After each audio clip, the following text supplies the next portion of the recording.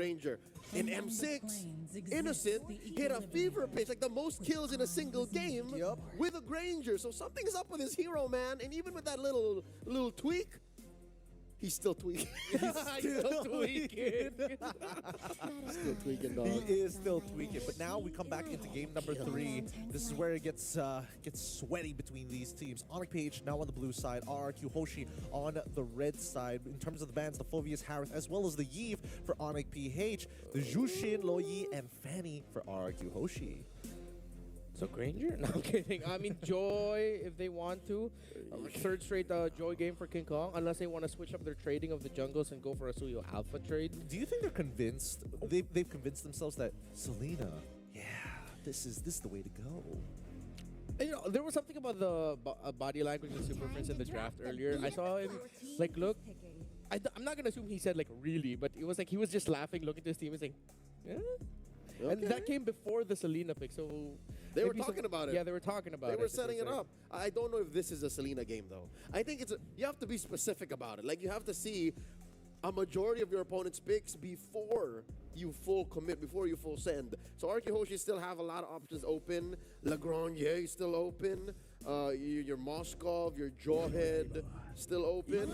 They go for the Hayabusa, so snubbing the Suyo, snubbing the Alpha, and the Hilda. So that's a Dyron special. Oh yeah, I think, you know, even with the Dyron special of the Phobius, it's a different flavor, but more so to deny Kirk this time round, especially since we've seen Kirk into the Hayabusa matchups and really just like bully them out of their own jungle. And I think that for Sutsujin, he prefers to keep it clean, keep it honest, and play a game that will slowly, eventually give him that interest back. Yeah, Onic PH can pick the Jawhead or the Cho here. I would rather see them pick up the Jawhead because it's still undefeated for Brusco. But is it gonna be? I don't know. It's a tough call, but it'd be very funny if we do see the Selena one more time. Gatot here. There was a Gatot in the Selena lineup earlier. It was. Again, it was. Let's remember the little interactions. The traps and the arrows slow you down enough to throw out an AOG. If they go Selena here, though, wouldn't that be they don't have the right damage profile? Because the damage of Moskov isn't similar to the damage of the Granger. It's a bursty, yeah. His is a more DPS. Yeah, exactly. So maybe that's one of the conditions maybe that was what they wanted for the Granger. Like they needed a poke mage to pair with it. They were trying something out. And Selena just so happened to fit the bill. I mean, if they wanted to, they could have gone like Farsa or something of that sort, right? Because again, even that early game was pretty rough, I'm not going to lie. Level 2 losing out your flicker. The Farsa, though, does not have the map utility. So I guess that's what helped them get to that late game power spike. That's a good point. RRQ Hoshi now picking up the Granger. There it is. All right. So it's RRQ's turn to try this out. Now, you are definitely going to lose the push in the early game against the Moskov. I am interested to see how the matchup has kind of changed the dynamic, though. And the late game is not guaranteed. What if, some way, somehow, Keller just gets mad at you and goes, Toy, you ain't gonna play. He just starts, you know. It's possible because you can play the map with the Granger or with the Moskov. You can't with the Granger. Yeah, it's it'll be interesting. I think right now the big question is whether or not where is this Hilda going to go. It is going to be utilized as a flex. Same goes for the Gatot on the other end. We haven't seen too much Hilda roam these days. Generally, we expect it to go to the EXP, which begs the question, is Edok going to go back onto something like the Ruby into the Joy matchup? Good read. To be a possibility. I like the Edith here. That's a good read. If I'm Onic PH, I want to see them ban the Valentina so that they're forcing either an Aurora, Farsa, Sicilian type of deal for Rins in the mid lane. Or Vex. Oh, the Vex got banned. Yeah, all Vex right. got banned. So that they can pick up the Kali Gatot combo. That'll be their front line. And then for their mid, they'll just take like whatever's left and open. I actually want to see Kirk here with the Kali, considering that Edith's gone, Hilda's gone as well. Just put the Gatot into Brusco's hands again. You can't do the swerve where sometimes Kirk plays Cho. Usually that means a Khalid for them. Not all the time though, but usually. If they are going to be thinking about Khalid, then there should be a consideration for Lucas as well, right? At this point, it's pretty much going to go untouched unless it gets early. Yeah, Lucas eats up Hilda. So I think that should be good for Kirk. Ooh. Oh no, that's the Edok special. Nice glue. Tigreal winning them game 1. And the glue in the hands of Kirk, so confirmed where this Gatot's going. Wait, is this the right play though? What's the mid? Will it be a Valen again? I mean, they could just jack the farmers to save them and force them into. Oh no, they banned out the Vex already. Oh boy. There it is. Okay. Pure making sure that this glue is not gonna get one shot in the middle of a fight. I mean, looking at Arkihoshi right now, up until this mid comes out, there's nothing that can technically one-shot the glue. If anything, he's scrambling the rest of RRQ. I think that's the main idea, right? Because again, the team composition needs to clump up together. Oh, they're gonna go for Novaria.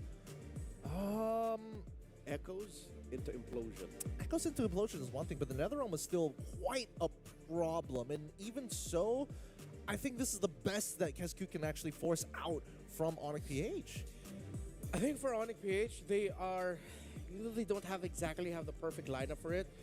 Their best chance is ending this within like 7 minutes. Not the game, but by 7th minute, it's clear that Onic PH has the lead, and you're forcing Arkihoshi to play from behind. And that's doable because they have a really good draft, like lane to lane, roll to roll. They're winning majority of those matchups. Oh man, right now the score is 1-1. Anybody's game, but only one team is going home. Leo, Remar, take us into game number 3. Yes, we will.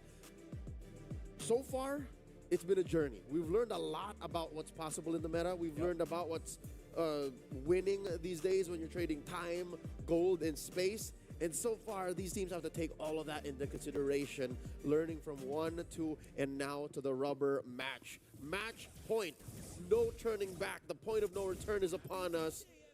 All ye, abandon all hope. Past here. Onic PH versus RRQ Hoshi. Let's check out the emblems and these early rotations. Real quick, you're seeing... All right, you're seeing Impure Rage on Rins. Good friend of ours, Husky, tried out some Novaria yesterday. Do note that there's still a mana weakness to this hero, even if that mana regen or mana costs got adjusted. And now for... Okay.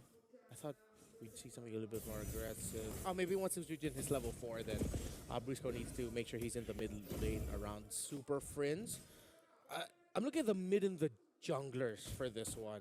It feels like out of these two, they're really the ones that can make or break an early to mid game power spike. The Joy and the Faramis on one hand, and the Novaria and the Hayabusa on the other, because the information that the Novaria provides, plus the utility, the sheer utility that the Faramis provides, it feels like it's those two most importantly to make sure they get that early to mid condition. Yeah, well, now that you're mentioning that, they catch King Kong, forcing him back. You're gonna have to regen the old-fashioned way. Wow. There's a turtle spawning down in this little corner of the map in about 15 seconds. I think Onic PH has a clear advantage because of timing. Timing-wise, as long as King Kong and Super Friends are in the same clump, they can get away with much more. RQ Hoshi, though, there's a little bit of setup involved. You gotta land that Echoes. Yeah. Weirdly enough, for both of these two, they don't want the other to reach so far into the late game. That's how good the Moscow of the Creature will be at that point. You see them being aggressive and trying to take this turtle. Electrifying Beat's already committed, and King Kong will be able to get it as Susujin was getting zoned out. Tyrant left behind here. It's just him against the fam, and it's first blood for the Friends. And they will continue into the purple buff AOG. The aggression of Onic in a snap. Will Kelra even commit this? It might be a bit too much to ask for. Edog already forced the flicker, and they still connect with the grab. And this whole time, King Kong's retribution has been untouched. Brusco will eventually bite it, but they're not done with Tyrant! Another kill for King Kong. Toy is here, and he says, "No, this ain't worth it, man. I'm gonna go back to my lane and farm." And Onic PH are now farming in RRQ Hoshi's own jungle. Oh, these kind of rotations, these kinds of advantages 3 minutes in, it feels like something you only see in a scrim. But now Onic PH have unleashed it onto RRQ in game number 3 of an elimination round. Dear God, look, they're still going! Split by the glue, and that's enough for Edog to say, let's slow things down. 1.7k and climbing, or well, hovering around that, is the lead of Onic Philippines. As RRQ Hoshi, they were shock and awed, and here comes Edog. Get shock and awed again. Now it's slow things down. Looking at the items so far, Sutsujin about maybe 500, 1,000 gold away from his War Axe, so he can only really play defensively. No one he's hitting so far, and I'd say, you know what, about 4 minutes into game number 3, my theory stands true. You need to get that echoes in before Rins becomes an actual factor. Because look at this! Oh, just one more and he will go down! The trade combo between the Gatsatkacha and the Faramis, pull the taunt plus all the magic damage that they can dish out brings Rins really low. He's at around 35% health. Brusco entering the jungle of Arkihoshi, trying to get the information and buying time, as it will be a free turtle for Onic. And here comes Kelra, landing the SOD, and Sutsujin falls. Sutsujin can't catch a break. All this while, Onic PH was working on the turtle. We haven't even really checked in on King Kong for the past minute or so. And look at this, double laning for Kelra. Sure, he had a shortcut, had the SOD, but just the same, they are catching more gold across the map than Arkihoshi could. Even EXP, Dyron has to answer to everything that Arkihoshi can, because looking at their lineup, he's the only one who can really respond. Brusco, another 2v1 engagement. Seems like at this point, we've seen Edok in just the border of the river, just the shoreline. Every time he tries to get info, someone's there stopping him. Usually it's Kirk. And look at Edok, the idol of game 1, trying to get away from this clue. But it's too much of a sticky situation as Super Friend sidesteps the Star Shatter. They are still getting chased though. It forces out the ultimate of the Faramis. The SOD will not land as Toy is able to dash away. And Kirk, Super Friends, and Brusco might call it enough. Kirk might be left behind. Will Arkihoshi chase down this clue? They can't. They don't have the right tools for it. Sutsujin, though, letting out a quad shadow just in case Kirk had his reservations. Onic PH now 3,000 gold ahead. Pop in a tier 1 up top despite all that's happened across the map. Remember, when was the last time you saw a Twilight armor built in 5 minutes? That's what Kirk did here. Oh, that is fast. Respecting the burst. Okay, so since it's only 1 magic damage on the side of Arkihoshi, he didn't need to go Radiant, he didn't need to go Athena's. There are 2 bursts, so I like this Twilight. He didn't need to go Antique so soon. Yeah. I reckon he's on his way to just but a casual Dreadnought, since there is a Granger and a Hayabusa. But as it is, he just said, yeah, I just don't want to get bursted. As long as I get my split, I should be fine in these engagements. And that's been paying dividends for Onic PH. Final turtle of this game spawning upper quarter.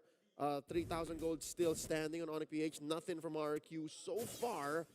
It's been tough to be Sutsujin, man. 0-2 this early. Looking for a pull, forcing a Sacred Hammer from Edok. They catch Dyron once more. They see the Hilda, they see the Tig, the Astral Echo sees all those. Spear of Destruction, and ALG! here comes the Super Fam! The Avatar of Guardian by the Bruiser to set things up. And in a snap, 2 fall on the side of Hoshi as Sutsujin will just try to make space in the map as Onic is making the map theirs. They take priority on the turret in mid. All this while, Sutsujin taking what they could for the kingdom. Tier 1 down bottom, taking down a little bit of breathing room for Toy. And I'd reckon this is Onic PH taking advantage of that whole Granger situation. Early in the game, without items, the Granger can't hold its own, can't punish opponents that are pushing in forward over and over and over again. The final turtle scored here by Onic PH. And there's nothing the kingdom could do. Brusco spots Sutsujin playing footsies. King Kong, can he take this? Can he steal it? The answer is yes. He does. What? Oh no, he doesn't. He doesn't? Where He did he doesn't. go? Yeah, that's a purple buff under the feet of Sutsujin.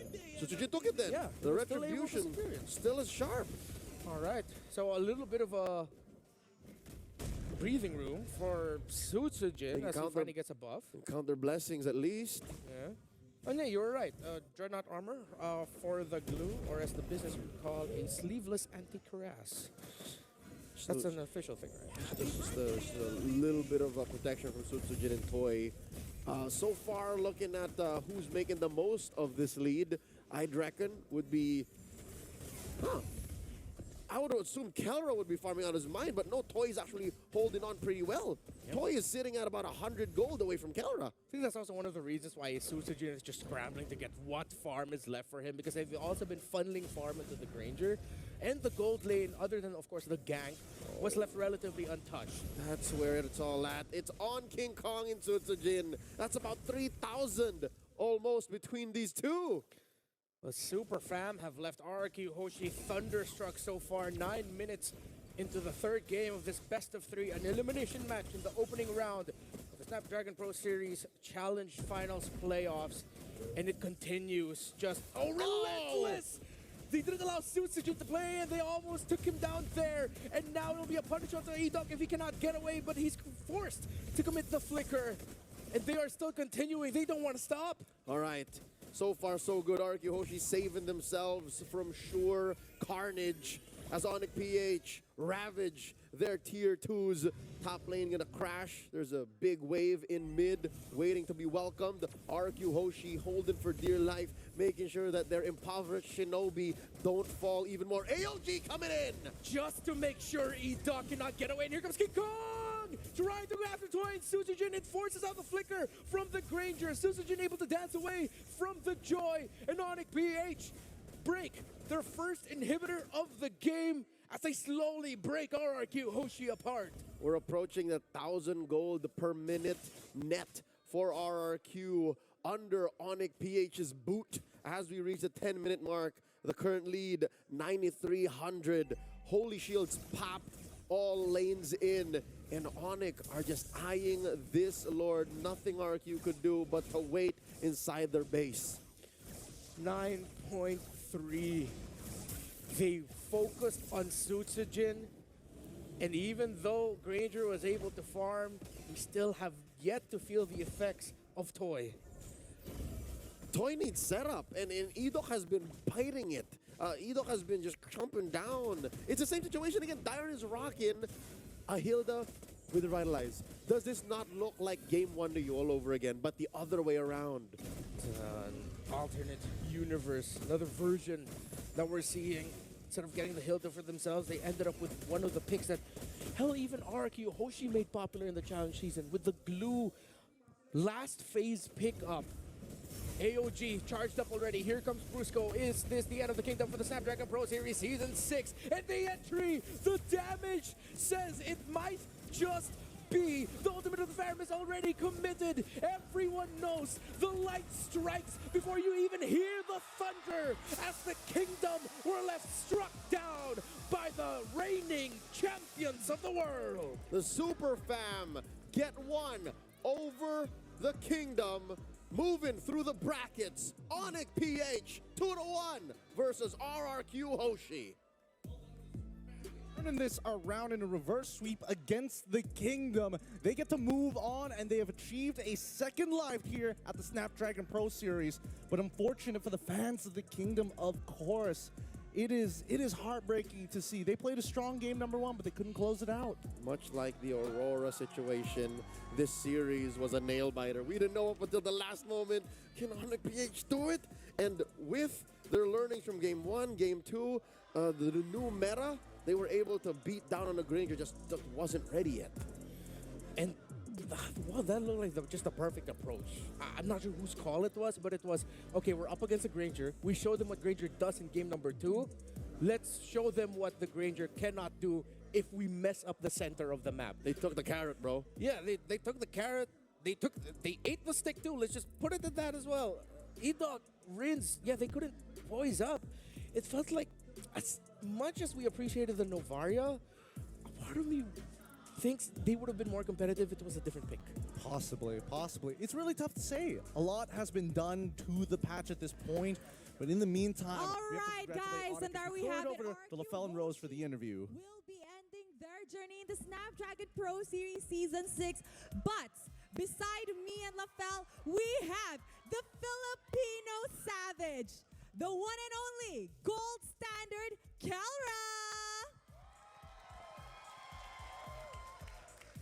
Now, Kelra, here's the thing. You are definitely one of the best, the best gold laner in the world. And one of the things that makes you the best is how you're able to deal out damage in very chaotic team fights. Game 1, Game 2, Game 3, we see RQ over and over again trying to get you. How can you still deal damage when everyone is chasing after you? Is it your own preparation for the fight or everyone from your team giving you so much space? Para sa akin, kaya nakakapag-damage ako na nakaka-damage sa team fight dahil din sa kampi ko, nabibigyan nila ako ng space and tiwala nila sa akin and tiwala ko sa kanila. So the reason how he can deal out so much damage in team fights is because of his teammates. They give him enough space to farm and get sufficient items, and they also trust each other really well. Wow, Kelra, you came prepared today, huh? The English came prepared today. Okay, now Kelra, just now maybe you could share with us what happened in the first game. What was the upset and how did it happen actually? Tingin ko yung nangyari lang ng first game, medyo magulo kami sa mga plano namin in comms. Sa yun lang siguro. It was more of a miscommunication in comms. Now, Kara, final question here. Coming in as world champions, every team is looking to take down Onic Philippines. Throughout all the opponents you face in the Snapdragon Pro Series, do you feel like any teams have figured out how to get a win against you guys? Para sa amin, ready kami alam namin sa team namin na kami yung tinitignan ng lahat, kaya ready kami dun. He said he knows that him and his team knows that all eyes are on them and they are actually very ready to go up those people who are challenging them right now. All right, with that being said, again, congratulations, taking down RQ Hoshi. Guys, give it up for Kelra! All right, guys, he is asking for food from me, so I guess I have to give in later on. And with that, let us throw it back to the panelists to break down what happened in this best of 3. Thanks, Rose and LaFell. It's looking good there in JB up on that stage, but oh my goodness, he was right. You got to give it up to Kelra because again, he's making this Granger work with the rest of his team, and I feel like the trust is a little overbearing here. You gotta have some blind faith to a certain degree. I think that's like the secret sauce of Onic Philippines. It's like half blind faith. One eye open, one eye closed. Where it's like, we trust you and we know how good you are. But it's also the other side of just like, well, we have this saying, and I'm pretty sure you can translate it for me. Bahala na si Batman. Yep. All up the Batman. Okay. I was like, I only got one word out of the statement. Yeah, Are you sure? I don't know what the etymology of the idiom was, but it's basically we trust everything else we've done. Let's just throw caution to the wind. I guess. I mean, it worked out well coming in for Onic PH. 10-1 in an 11-minute and 20-second series.